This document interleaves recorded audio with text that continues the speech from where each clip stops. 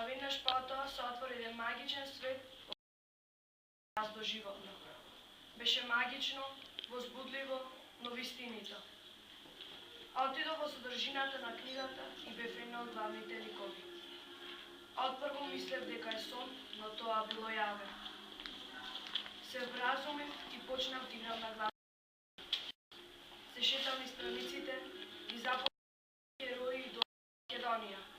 Но кога стигнав до последното поглавје, нешто ме влече во една староградска соба.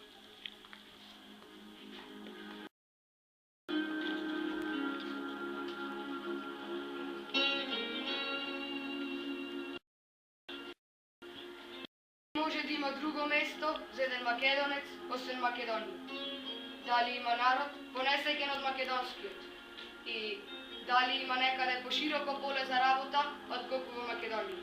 Треба да се просвети и организира народот, да се вооружи, да му се влее вера во неговите сили, да разбере како може, да се оттргне од робството и мизеријата, да му се отворат очите. Патриотизмот не е патентиран. Делото има потреба од помош. Тоа е олтар кој ги голта жртвите на сите чисти донесувачи, без разлика на богати и сиромаси. Ако досега имаше ризик за нашиот живот, во иднината тој ризик ќе биде многу поголем. Ќе треба да се умира слобода на иднината, да уништиме секоја рака која се подига да фрли кон нашето знаме. Пат толку рамен за нас, а гибален за секој наш противник.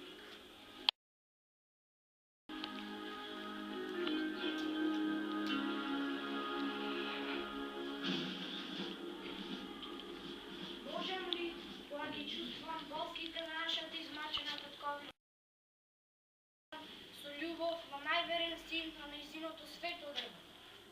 Мајките на татковината се поголеми од сите страданија на секоја наша мајка. Се чувствувам повеќе син на втората моја мајка, Македонија. Смртта е последна кога нема слобода. Делото ќе победи. Македонија ќе роди нови борци, а ние ќе живееме во спомените наши.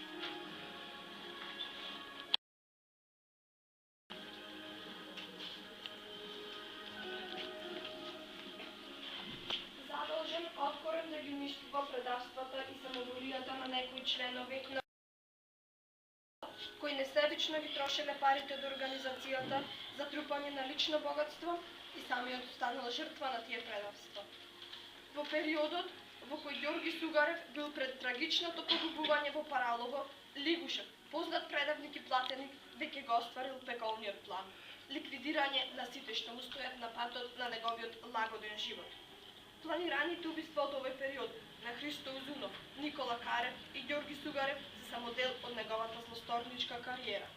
Откако дознал дека предавниците на делото ги трошат организацијските пари и купуваат имоти на свое име, наместо да извршат целта со обезбедување на сиромасите со оружје и имот, Сугарев се појавил во Битола.